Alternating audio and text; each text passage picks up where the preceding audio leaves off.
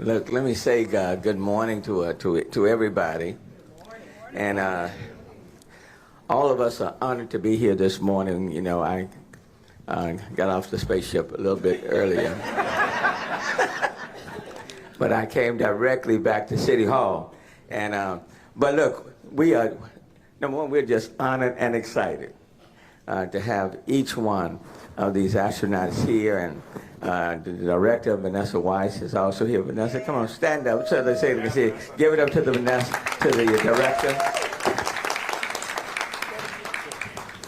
And but before I turn to that, let me acknowledge a few people who are here.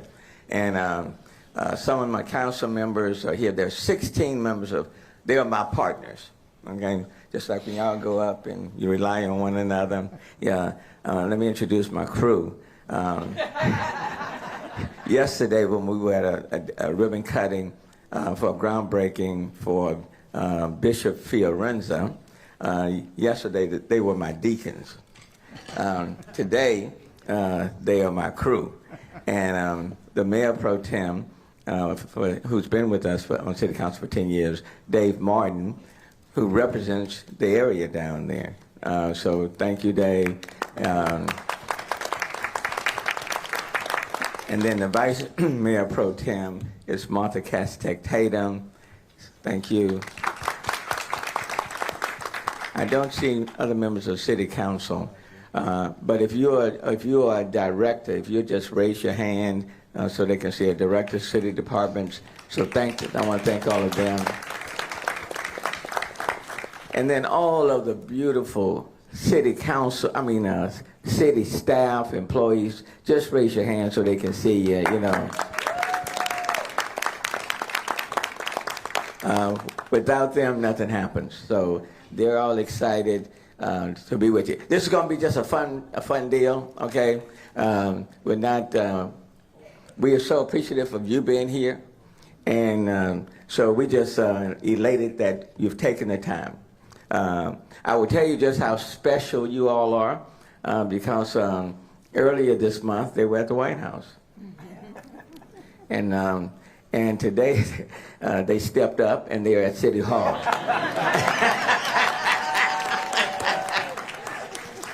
You know, so, but look, I want to get into it. I don't want to take a lot of time, just me talking. But let me just start with Director Vanessa Weiss. Thank you for being present. You know, she's over at the Johnson Space Center. There are about 11,000 employees there. I think it was Texas Monthly said that they were the best employer in the state of Texas. And so I want to acknowledge your amazing leadership. We were just together over the weekend when we named the Dr. Shannon Walker Library, cut the ribbon on that, state-of-the-art facility on Saturday, and Vice Mayor Pro Tem Martha Castek District. So thank you for making yourself so available. This morning, we have the astronauts who are going to be on Artemis 2. And this will be, the first flight in 50 years. More than 50. Was it 72? So yeah, and it will be a very historic flight on so many levels. That's one. But we'll have the first woman on this flight, Christina Cox, sitting right next to me. And then we'll have a person of color, pilot Victor Glover, right here.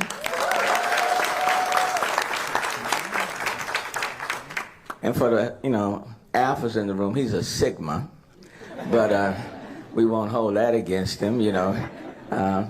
And then we have the first person not coming from the United States, a Canadian, who is here, Jeremy Hansen.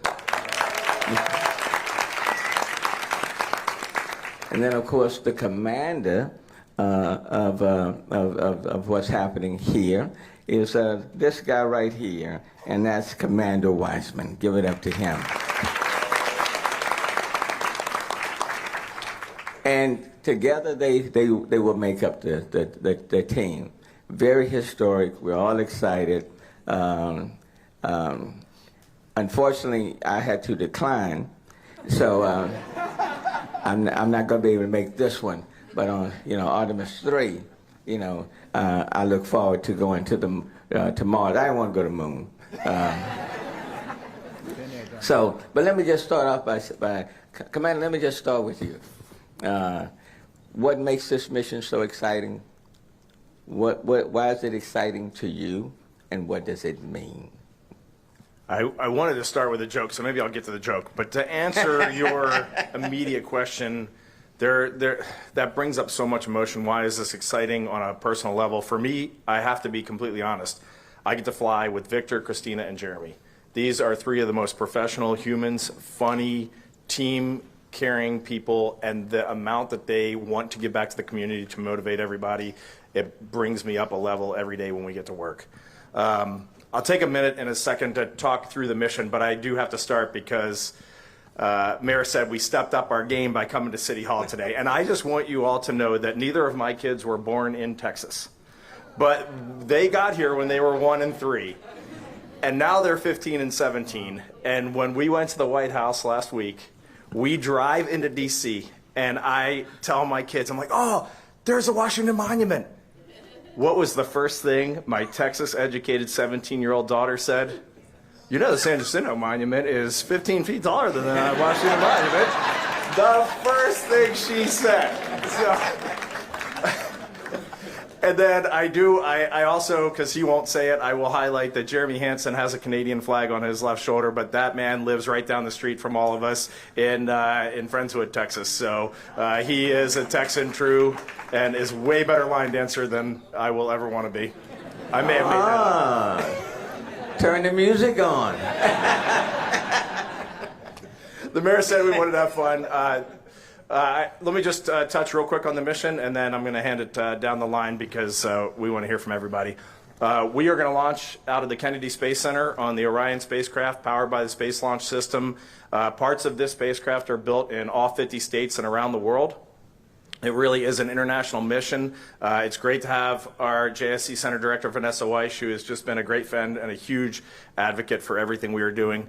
It's great to have you here as well, Vanessa. We're going to launch out of the Kennedy Space Center, and to break it down very simply, it's a 9-day mission, but it is only really 3 orbits of the Earth. We're going to launch, and our first orbit will take us to 1,200 miles from Earth. To put that in perspective, the International Space Station is 250 miles off the planet. So for myself, Victor, and Christina, just coming off the pad at Kennedy Space Center will already be over 4 times higher than we were when we spent the time that we spent on the space station, a combined 2 years of spaceflight experience. After that, we will do a single burn on our upper stage, and that will take us out to 38,000 miles from Earth. Like that, for us, just blows our mind. That is an entire day it will take for us to travel around the Earth at 38,000 miles apogee. And from that view, like, we will look out the window and see truly every single person on planet Earth. But as Christina pointed out, we will also see our 7 friends who at that time will be on the International Space Station. And it'll be the first time in human history that we have sent humans to deep space, but we've also sent our peers to the International Space Station to continue the science mission that we're doing there. And then if everything is going well on our vehicle, the reason that we're doing that 1-day, 38,000 mile orbit is to check out our spacecraft through and through. If anything goes wrong, we just come home right there. If everything is going well, then we will get those magical words from Mission Control in Houston that you are go for TLI, translunar injection. And if we do that burn on the European Service Module, we are heading out to our 3rd orbit of Earth, which will take us to 250,000 miles, and we'll intercept the moon. We'll go around the far side of the moon. We'll use the gravity of the moon to bend us back towards Earth, and we'll come home. It's about a 4-day transit out and a 4-day transit back, and that'll all add up to our 9-day mission, and it will be spectacular. And to be able to do that in an age where we can probably communicate in near real time on social media, we can have interviews while we're going out there, to be able to share what humans have created. And we are the 4 lucky ones to go and look at what's out there, and to share that back is something that we're very excited for. Victor?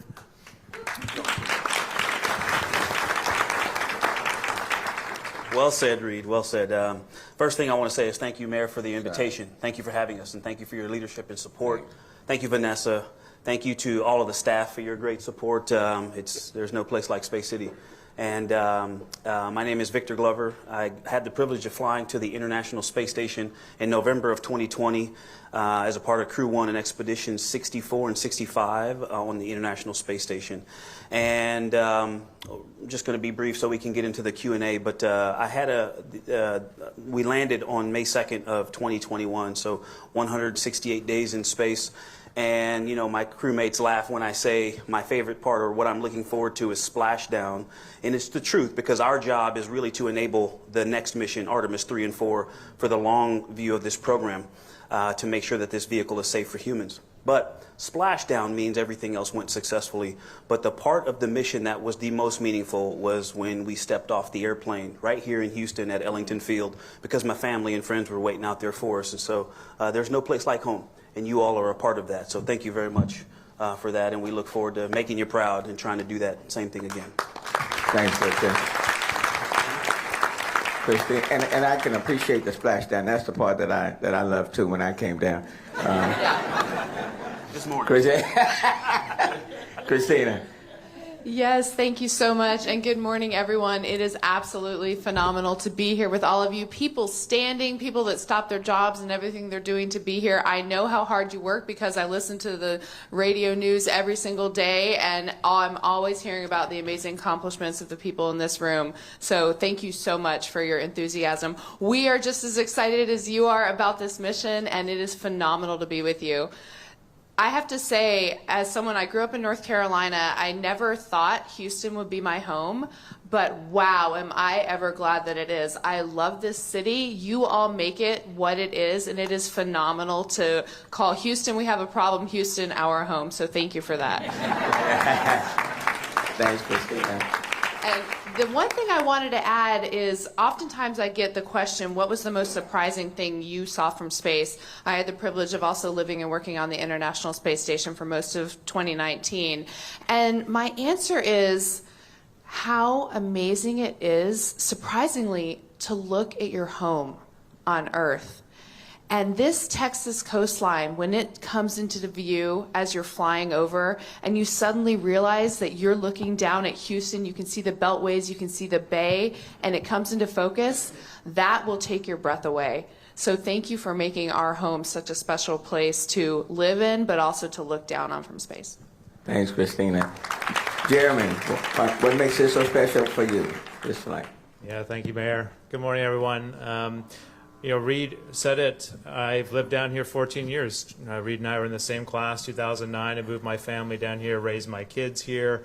And so Houston has very much become a home for me. People ask me where I live. I say I live in Houston. And so, yeah, there is a Canadian flag on this patch, and I am a loyal Canadian. I love my country. But I've really made a home in the United States. And one of the things I love to reflect back about this mission, one of the parts that really resonates with me is through my lens, what I see. What I see is extraordinary American leadership that created this program. We're going back to the moon. The Americans could have done it on their own. You could do it on your own. You don't need Canada. As much as I wish you did, you don't. So why did you do that? You did it because you're good leaders. And you intentionally carved out space for others to come along because you're trying to lead the world. You're trying to bring the world together to tackle big problems as an international collaboration. That's an extraordinary example. We're setting it right now while 7 of our colleagues are on board the International Space Station, doing that in space right now while we're chatting. It's an extraordinary example for humanity right now with all the issues we have on this planet. The one thing we know for sure, we have to work together, and you are providing that leadership. And it's hard fought. And so I just wanted to reflect back to you through my lens, what I see when I go home to Canada and talk about Artemis 2. Canadians are super excited that they're part of this, and it's motivating them to bring their genius, their contributions to this program. You will see Canadian elements to going back to the moon, and you'll see elements from around the world. And that's an extraordinary compliment to you as Americans for your leadership. So I thank you for that. Thank you. Thank you so much. Reed, let me go back to you. You're the commander. The importance of STEM, and why should we encourage, for example, our kids and students and others to really kind of tune in, and how can they get to the point where they can dream above, you know, just have dreams and aspirations what got you started and interested in STEM, for example? Would you mind if I threw a question right back at you? Would you share where you're going after we're finished here today? Well, I mean, I'm trying to space. I mean, that's hell. I done been here, down here. Is there an extra seat? I think we can make room. Well, let me do this though, because this is a question I do have, a burning question for everybody. I cannot imagine being up in space for days and days and days and cramped up and can't go to a restaurant and, you know, how do you deal with being in this little capsule without it affecting your mind? I mean, is it just a natural thing? It's just part of your DNA? Well, it's a great question, and thank you. I actually also, in addition to spending almost 11 months on board the International Space Station, I wintered over at the South Pole Station in Antarctica for a year, and I actually did have some mind games that I used to make sure that I enjoyed every single day of those journeys. And that trick is, every time I started to miss something on Earth that I didn't have access to, whether that was personal space, like you said, a really nice latte, going to a restaurant, smells of the beach, I would immediately stop that thought and replace it with something that I had at that moment that I would never have again and I would miss one day. And if you have that attitude every single day, you think, one day I'm going to just give anything to look out the cupola window. One day I'm going to give anything to walk out of this Antarctic station and look up and see the auroras. And that's what you focus on, you will love every single minute of every day. And I never counted down. I was never ready for any of my missions or seasons to end. And that was why I discovered that, and it got me through those days, even when I wanted to, elbow my crewmates out of my way and and go to the mall. Thank you, Christina. But we're going back, the importance of STEM. I didn't want to completely gloss over your question because it's a critical one, and it's one that I've thought about a lot. But my life, as I've gotten older, my life has changed significantly. I'm going to answer this in the way that my heart tells me. As a kid growing up, I truly knew I could do anything in this country. If I wanted to try to be the president, I could try for that. If I wanted to be an engineer, if I wanted to drive a train, I could try for all those things. But I have realized there are a lot of kids that grow up in our country and they don't know that they can try for those things. Even though they can, they don't know that they can. And just traveling our own nation with this crew, I see how much it impacts people when they see Victor, when they see Christina, when they see Jeremy, and when they see me. And they can see themselves projected out into the future. It really, really matters. So when you're going out and trying to talk to young African-American kids and tell them, you can be pilots because we don't have enough pilots that look like you, it really does matter. And they really can go do that, and they really should do it. Some of our greatest history is written by people that look just like them in combat aviation. So getting out there and just showing people, getting off of social media and going and doing something big, really projecting out there that, yes, humans can do it and we can all do it, and we do it better when we are together. We were just in London and we had the neatest little event. It was about 40 deaf school children, and we did an entire discussion with them. You know what the first question they asked us? What was that? Can we work in space if we're deaf? And our answer was very clear. Not only can you, we absolutely need you, because until we have your perspective fed into our system, we are weaker. Right. And we will be stronger when you are feeding your perspective into our system, because we will be doing it for all and by all. And it's very powerful. So get out there, study science if that's your passion. Study medicine if that's your passion. Be a veterinarian.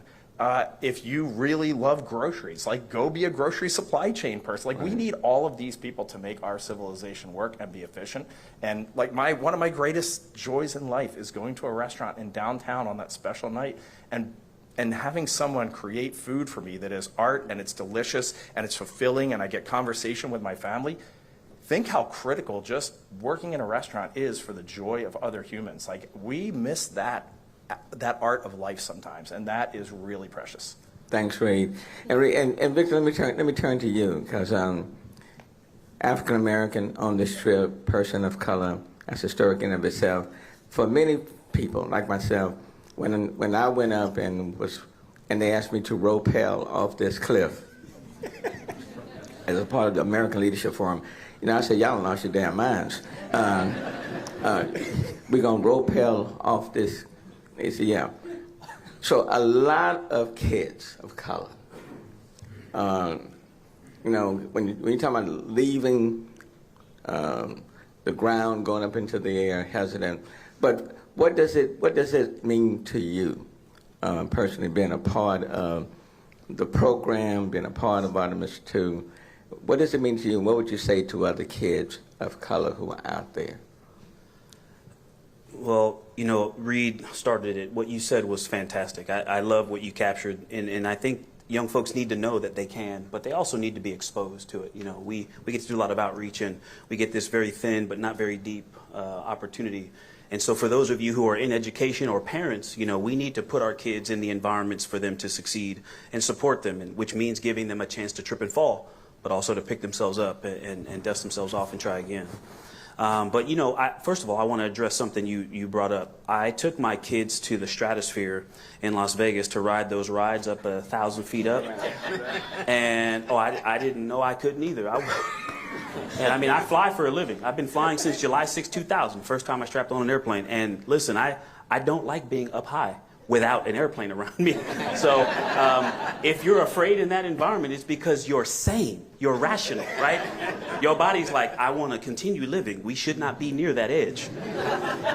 So that's normal, but that's not a barrier to flight. That's not a barrier to being an engineer, to being a diver, to wintering over in Antarctica, or just going for a season if you don't want to stay when all the ships and airplanes leave. She's awesome. But they need to be exposed. They need to see it, because until they fly an airplane, they don't know in their bones. Even when I tell them you can do anything, they need to see it for themselves. And so that's what I love about this crew. And so, people ask myself and they ask Christina, what does it mean to you? But it's bigger than that. It's what it means to the country. It's what it means to this city. Is Houston being one of the most diverse cities in America, we represent you. We represent the astronaut office. We represent Canada. We represent America. And so it's not any one of us. Honestly, I wish people would stop asking me, because it's not me. It's look at us. Look at this crew. We represent the hardworking science and technology workforce in this city, in this country. And we're going to do our best to make sure that we are not the limiting factors in this mission. We're going to try to make you all proud and enable the next mission. But it is important for young folks to see themselves and to know that, yeah, I look like you. You look like me. That was a big part of my journey in getting into the Navy. I was resistant. I told the Naval Academy and West Point no, I didn't want to go into the military. And then while I was in college, at State College, I met a mentor who was a reservist. And when I saw him in his uniform, when his face looked like mine but was in a Navy uniform, I joined the Navy less than a year later. And so I understand in my life experience the importance of exposure. And I think we need to put our kids in a position to fail within reason, but also to succeed. It's exposure, not just encouraging them, but we need to expose them and put them in the environment. And I love that about this crew. When you see all four of us, we are showing people what our country is comprised of and what we can do, not when we put our differences aside, but when we bring them in and put them towards one mission, accomplishing one thing together. Thanks, Victor. Yeah, give it up to him. Christina, you've been on a couple of flights, and you've been up in space over 300 days, and you were one of the first two women walking out there on space. What drives you? What would you say to all the people here to motivate them to push through and go beyond? Wow. Well, it was a privilege to be a part of those things. And one of the pieces of advice that I like to give, especially when it's about being at the table, which I am so happy to be part of this mission where we are joining NASA when the decisions have already been made that it's important to go for all and by all. And that's why you see us up here. It's not the individuals that are on this stage. It's you all. It's the leaders that knew that this was important. So having participated in those things, it wasn't just about participating. It was about focusing on excellence, on exactly the mission that we were doing. And I'll tell you a little secret about that first all-female spacewalk many people don't know. It wasn't a planned spacewalk. Something broke that we didn't expect to break, and we went out on a spacewalk, Jessica and I, a week after that thing broke, having planned that spacewalk together with the teams on the ground. Spacewalks are usually planned over a series of 3 years or so. You practice them to infinity in the pool. You know every single step you're going to do. And we did that contingency spacewalk in a week. That's the cool story.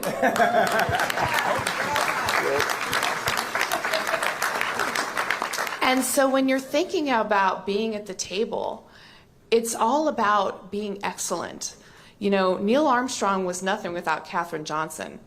I'm nothing without Mae Jemison. And I've heard that something she said, the first African-American woman in space, is that if there were aliens and they looked at the Apollo missions, as amazing as they were and are, and as proud of them as I am, the aliens would have thought that everyone on Earth looked like those people.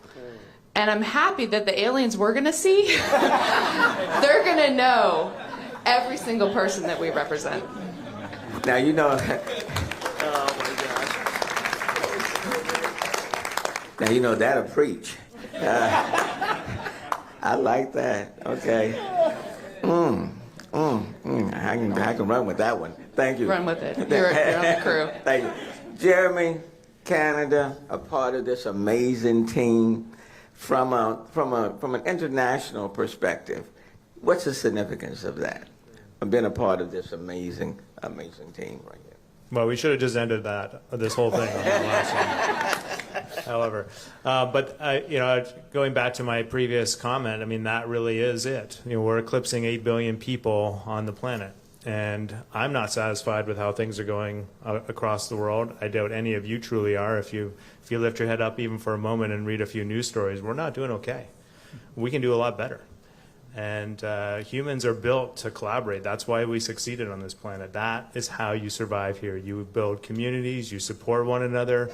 We know that. We can't exist. We can't have the lives we have as individuals. We have to work together. But we haven't managed to figure out how to get 8 billion of us to work together with good intentions and for the right reasons. And space is not going to fix all the problems on the planet. Artemis 2 is going to happen. We're going to come back, and there'll still be challenges here. But it is going to give a very visual example to people. They are going to be able to look at Artemis 2 and say, wow, look at what that community did by working together. And that's pretty extraordinary. They threw 4 humans around the moon, and that's not easy. And as we go back to the moon, I mean, we're not just repeating what we did in the past. We're doing something completely new. We're building new infrastructure, different infrastructure, more capable infrastructure. We plan to go to the moon to stay this time, to enable ourselves to go to Mars. It's a completely different architecture than Apollo. The challenges are much bigger than they were for Apollo. They're very real, and we're taking those on. And they're so big, we're doing it as an international collaboration. And that is what is important that people see. We will fly out around the moon, we'll look back, and we will take photos, and we will try to convey what we see, but we will see every single human hanging in the vacuum of space. And hopefully, humanity, during that mission, will just pause for even just a moment and say, that's at least what we ought to be aiming for. Thank you. Thanks, Jeremy. Thanks, man. And that's a good time to see this video that we have. So if y'all will play this video right quick. Go on, you see.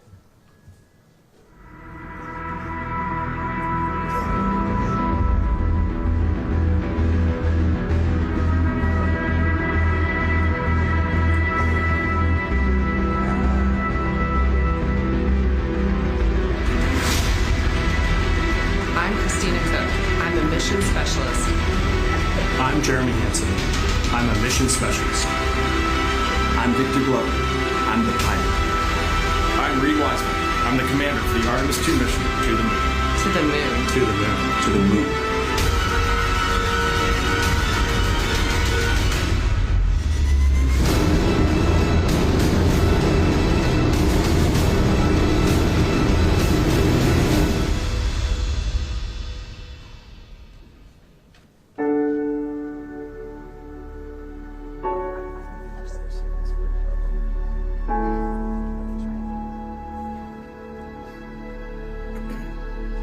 When I was young, I had a poster of the Earthrise picture, the famous picture that was taken on Apollo 8. And the fact that it was a human behind the lens that made that picture so profound and changed how we all thought of our own home was so amazing to me. The moon is not just a symbol of thinking about our place in the universe. It's not just a symbol of exploration. It's actually a beacon for science. It's a beacon for understanding where we came from. You know, pushing ourselves to explore is just core to who we are. It's a part of being a human. That's our nature. We go out there and we explore to learn about where we are, why we are, understanding the big questions about our place in the universe. The exploration we're doing is the first few steps on the path of getting humans to Mars. The Artemis campaign of missions have set such an ambitious goal for humanity that it's inspiring contributions from around the globe. Not just one nation is inspired and moved by this, but nations from around the globe are coming together. When I look at the Artemis II crew with Victor, Christina, and Jeremy, they want to go do this mission. They are keenly driven. They are humble to a fault. It is so cool to be around them. Artemis II is a huge mission, but I hope we will look back and realize that this was one tiny step in humans on Mars and a sustained presence on our moon. Artemis II will be NASA's first crewed flight test of the Space Launch System rocket And Orion spacecraft around the moon. To verify today's capabilities for humans to explore deep space and pave the way for NASA's long-term human and scientific presence. on the lunar surface. we are ready. We are going. To the moon. For all of humanity, We are Artemis.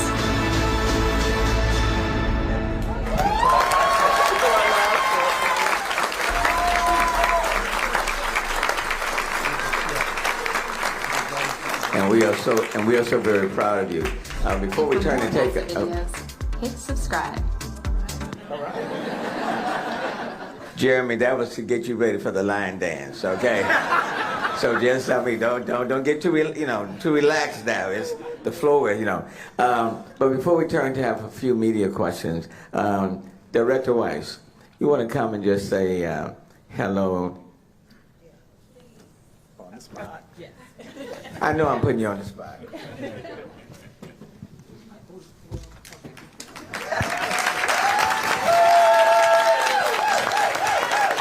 Okay. Well, just want to thank you. As all of the crew has said, Houston is our home. And this is where we train our astronauts. We're preparing for the mission, all the plans that will go into Artemis II. And we want to thank our partners here at the City of Houston, and especially we want to thank you, Mayor Turner.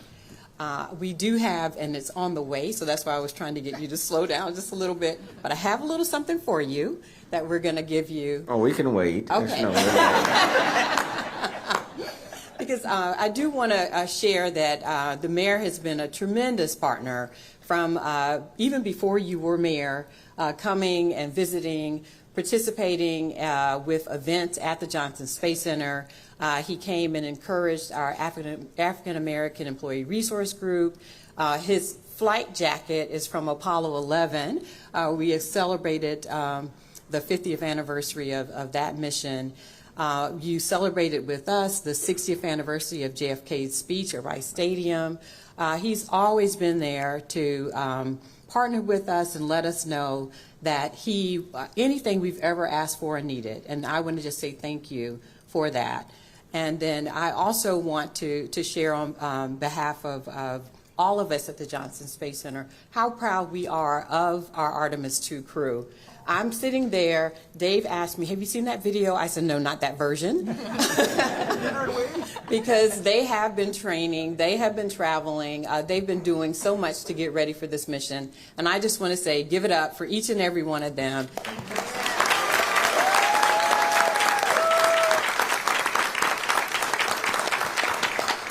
And I know that they're going to make us proud.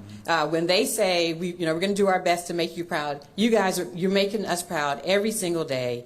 Thank you so much for sharing. Our story is about trying to encourage others to join our mission. And for those that work at the city, I won't try to steal you. I tried to steal one of the employees on Saturday, and and I was told I couldn't have her. But we do. I heard about that. Yeah. But we do want to encourage you to please encourage your children. Come down, join us, learn about what we're doing, because it's going to take all of us, every last one of us, to do this big, bold mission of going to the moon. And as Jeremy said, this time we're going to stay, and we're going to Mars. And it's going to take every one of us to do that. Thank you, Mayor Turner. Thanks, Director. Well said. And I want you all to know how proud we are, because let me tell you, when we go on these trade and international missions, NASA always comes up. When we ask about Houston, they say NASA, Johnson Space Center. So you all help to make Houston, and that's what we're known for.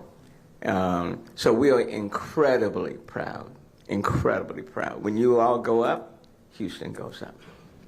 Quite frankly, along with every city, every state, and now all the countries around the globe. But from Houston's perspective, when you move, Houston moves. When you do the spacewalk, Houston is spacewalking. And when you're out there in space, Houston is there. And then when you meet those other beings out there, please say Houston. You know.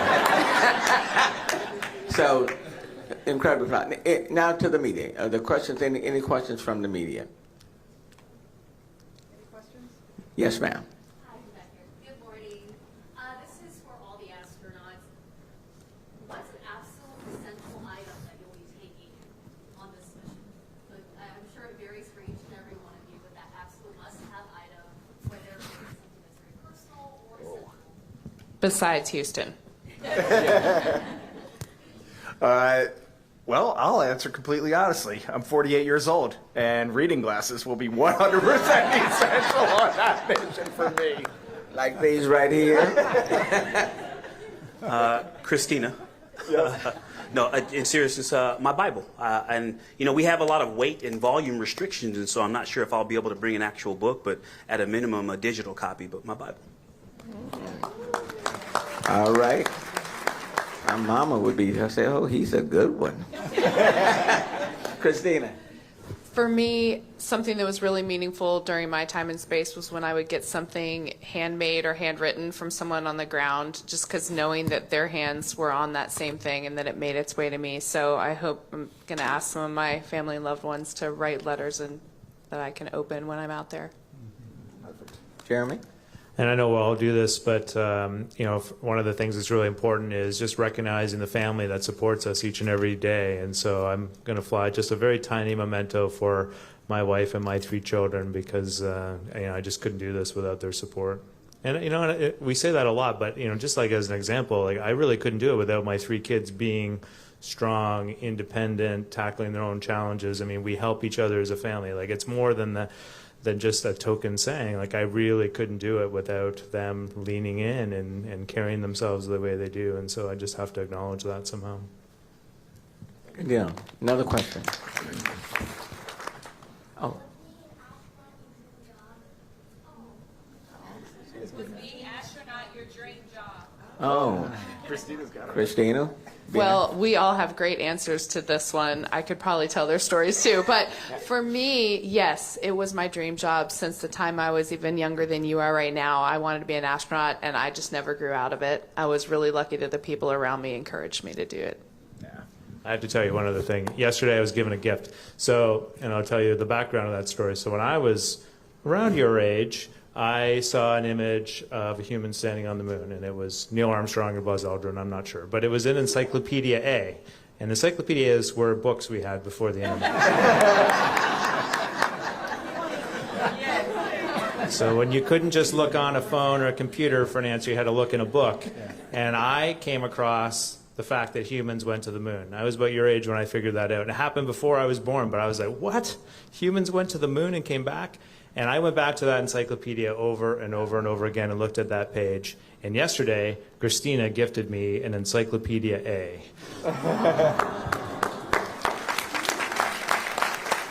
Now you're telling them the Encyclopedia, the Britannica, and I do want to emphasize that because for people like myself, like you, that's how we travel the globe, beyond our communities, going to the encyclopedia, looking at it, and then imagining. So I can so relate to the encyclopedia. Anyone else want to? Victor? So when I was a kid, I actually wanted to play in the National Football League. I wanted to play professional football, but I'm not as tall as Jeremy, and so I was lucky I got to play college football. And you know, in my part-time, I was also an engineering student. But I actually, growing up, while sports was very important, team sports was important, but so was service. My grandmother around the holidays made sure we went out and did things for other people. And so service was something important to me in college while I was getting my education. And that combination of team sports, service, and just a love for excitement, you know, wanting to drive motorcycles or, you know, being able to fly an airplane is what led to me joining the Navy. And then that eventually was the precursor to me joining NASA or applying to join NASA. So it wasn't my dream job. And I just think it's important to know, you don't have to know from the age you are now that you want to be an astronaut for it to still be possible. We have doctors, engineers, teachers, scientists, and physicians, and all kinds of different backgrounds. And luckily, on the way to not playing professional football, I still did some things that qualified me to apply at some point. And so you can get there from a lot of different places. Reed? I'll tie this back to Victor's first answer, which to me, I think growing up, it was just exposure. I grew up in Baltimore, Maryland, and there was a quarry, a large quarry near us, a limestone quarry, and freight trains would go in and out of that quarry all day long. And my dad would come home from work, and if we would hear the whistle of the train, we would jump in his car, and we would drive down, and I would just stand on the train tracks and watch trains go in and watch trains go out. And one day, we stood there so often that one day the conductor stopped the train, and he's like, "You're out here all the time. You want to jump on and ride the train into the quarry?" Could you imagine that happening this day and age? But there I was in the cab of this freight train driving it into the quarry, and then I started to get into airplanes and watching airplanes fly. And then one day I was out in California visiting my brother who lived out there, and I saw 2 fighter jets kind of flying out over the ocean. And in my head, I had this romantic thought of, they're going to an aircraft carrier at sea, and they're not coming back for probably a long time. And that was when I was like, I have to join the U.S. Navy. I have to go do that. And so for me, it just built on that every time I got to see something. And I can't end this answer without saying that additionally, in a very awkward way, the Challenger disaster was extremely formative in my life. I didn't know those astronauts, but I was in elementary school when the Challenger accident occurred, the tragedy, and that impacted my life. I watched our entire nation stop. I watched President Reagan speak. I watched everyone cry, my teachers, my parents, myself, and that is etched in my brain forever. And I think that definitely had a large impact on me. Thanks, Reed. One last question. Is there another question? Yes. So you all have a lot of power because you're going to be one of the few people who are going to be in lunar orbit, who have gone so far. So I'm wondering if y'all have plans to do any firsts in lunar orbit, I don't know. I'm just pulling something out of my head, but first tweet or something like that. And I think what he's trying to say, when you get up there, do you intend to mention my name? Or, is there something, is there something that y'all want to? Well, I just one of my goals in training for a mission, and I think everybody has a similar type of feeling, but to put some words to the feeling is, I don't want to become the next training example. And what I mean by that is, I don't want the next generation of astronauts, when you become an astronaut, I don't want them to put up my picture with my face blurred out to go look at this thing this one crew member did. And so when they teach us what the mission is and what we want to do, I just want to do that. Now, in the moment, when I get there, I don't think a lot about this. Even saying it right now, I'm not telling you something I was thinking about on the way up here, but being at the moon, looking back at Earth. People think a lot about looking at the moon up close, but looking back at Earth from 250,000 miles, I'm going to just be in that moment, and that will be enough, and to be with them in that moment.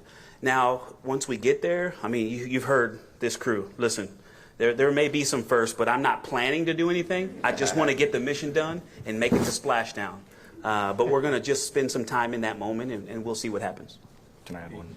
I just want to add one thing because it's just so perfect. You know, Victor and I were talking the other day, and I was like, I never quote anyone when I talk. I never quote anyone because whatever comes out of my mouth, I don't want to like anchor to something else. And when you get to space, Mayor, I mean, I know how you felt when you first got to space.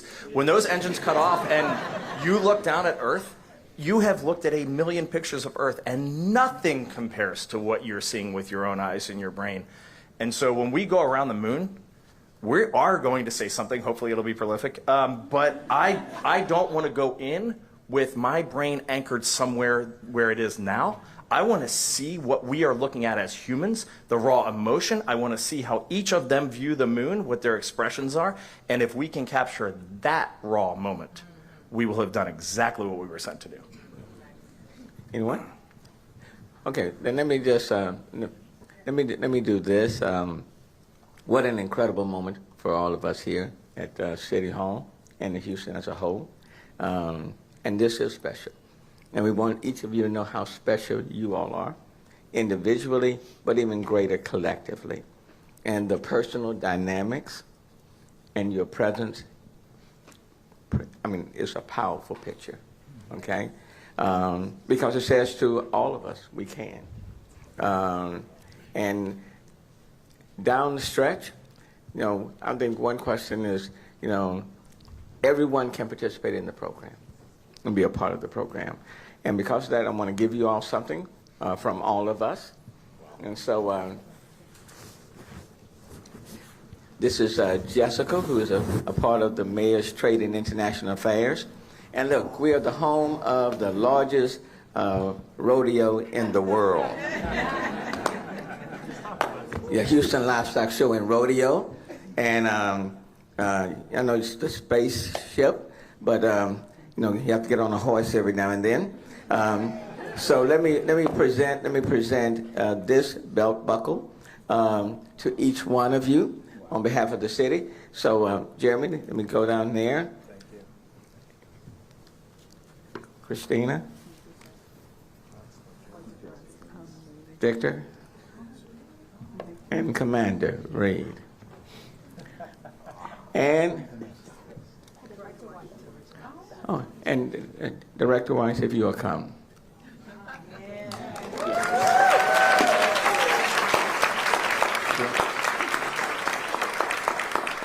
And because in Texas and Houston, you either go big or you go home, you know, we want to present to, open it up for me, just want to present to you this medallion from the city of Houston commemorating your presence here, because you all have taken out of your time to be here, and that means a lot. So Jeremy, this is a medallion from the city. Christina. Victor. And to Commander to read. And Director. Thank you very much. Good. Come on, give it up to all of them. Give it to all of them.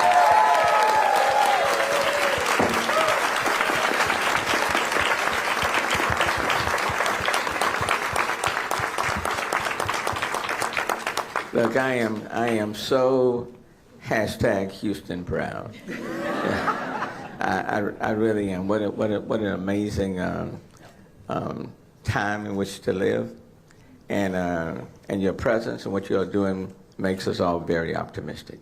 You know, so that speaks volumes. Olivera is right there. Yankoska, who's over the city's education and youth engagement, and in this room. A lot of kids on the podcast, and they're so reflective of our city. Several of them are here today, and so I can only imagine what your presence and what you've said means. So thank you. I know a lot of people want to take pictures with you, and they've been generous with their time, so we've got about 40 minutes to do that. and then they've got a hard stop. But again, give it up to them. I'm just.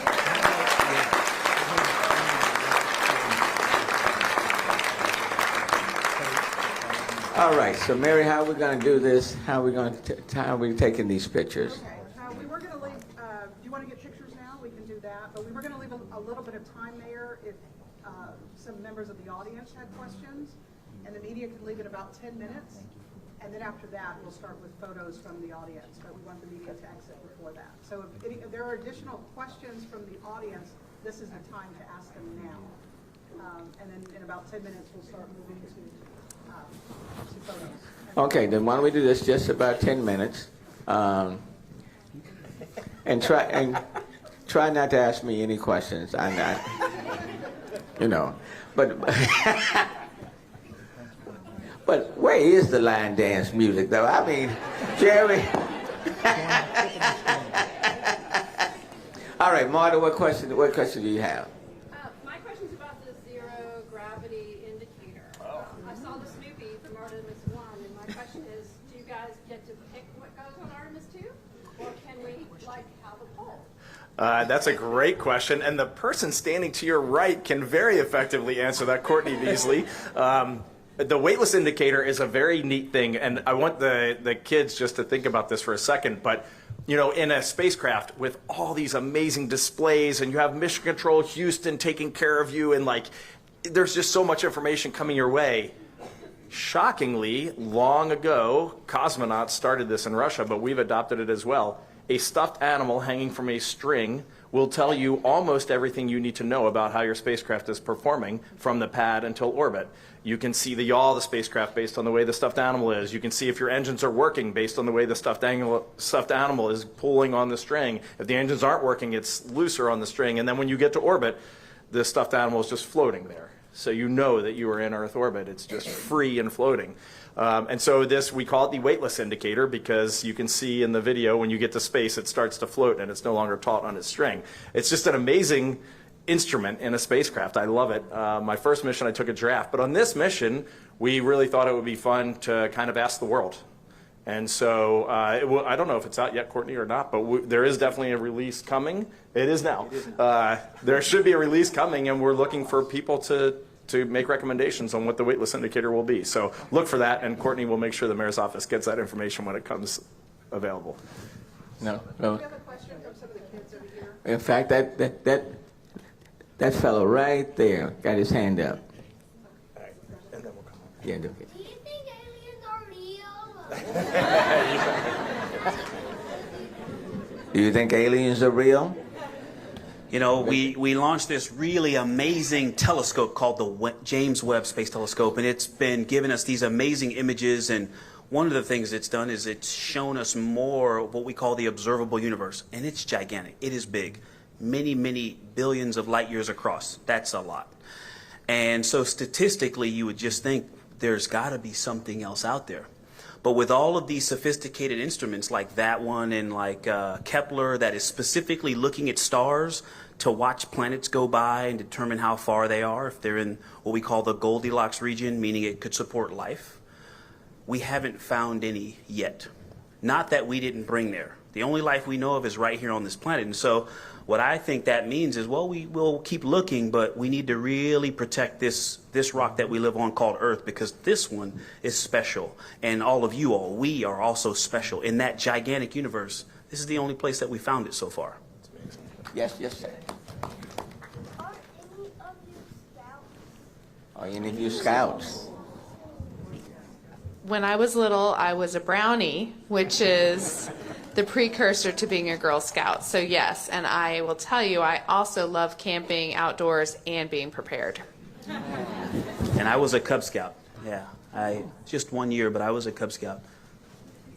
I just want to highlight, I wasn't a scout, I was something called an air cadet in Canada, but it's a similar youth program. But I'll just tell you, whenever I have the chance to speak to someone like you, I just want to reflect back to you, it's an extraordinary commitment.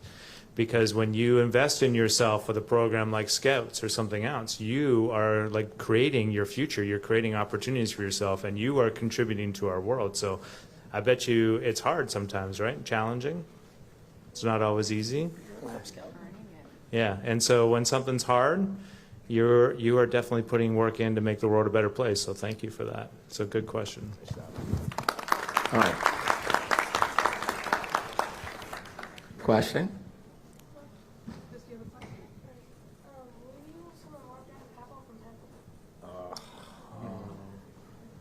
So repeat the question. Reed, you want to repeat the question? Yeah, will we be able to see your mom, dad, and papa from heaven? We're not going to get that far, but I will tell you that every astronaut I know that has left Earth and looked back at our planet and has also dimmed the lights on the space station when the Earth is blocking the sun and you look out and see the stars, it does change you inside, and you do feel like you're a part of something much, much, much bigger. And I think that's just I love that question because it just lets you take a moment to pause and remember what is so important about life, and that's where we all came from. Excellent. Yes, ma'am, back there. Thank you. This is for each of you. Who inspired you to be the astronaut? Who inspired you?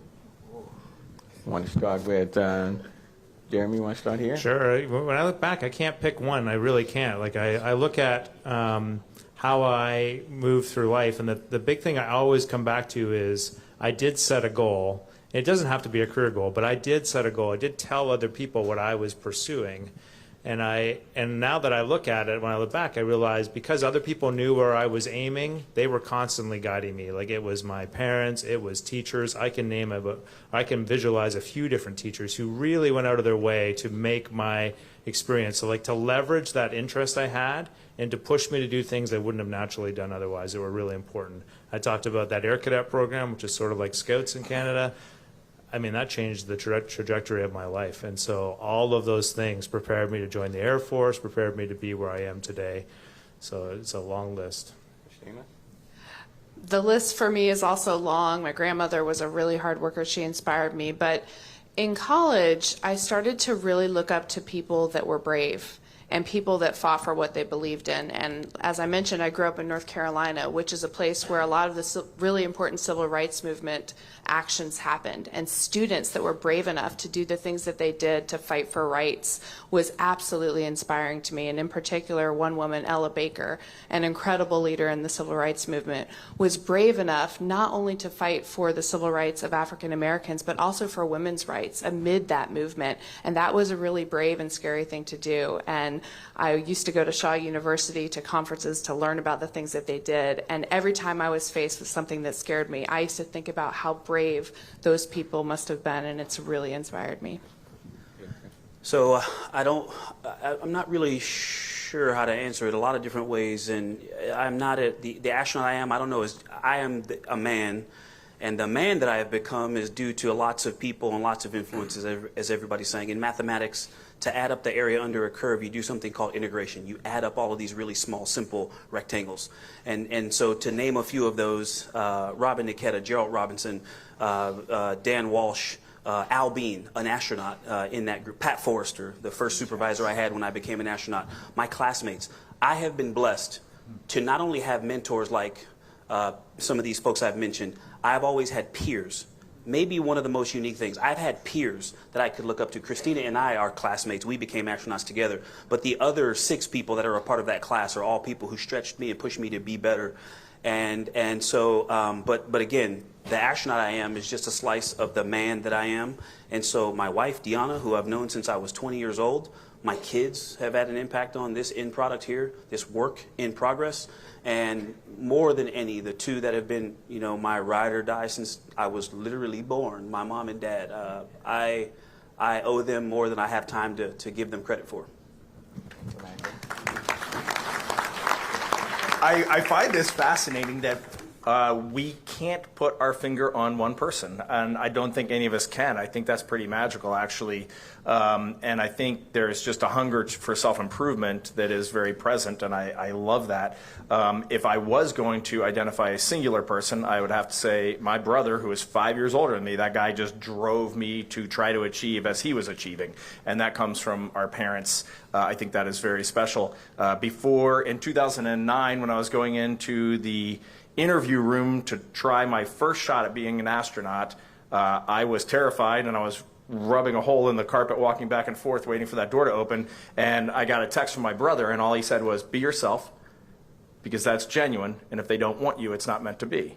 And I thought that right there, that moment was perfect. Like, and then every day I'm a different me. I'm different today than I was a year ago. But like in that moment, that was brilliant for my brother.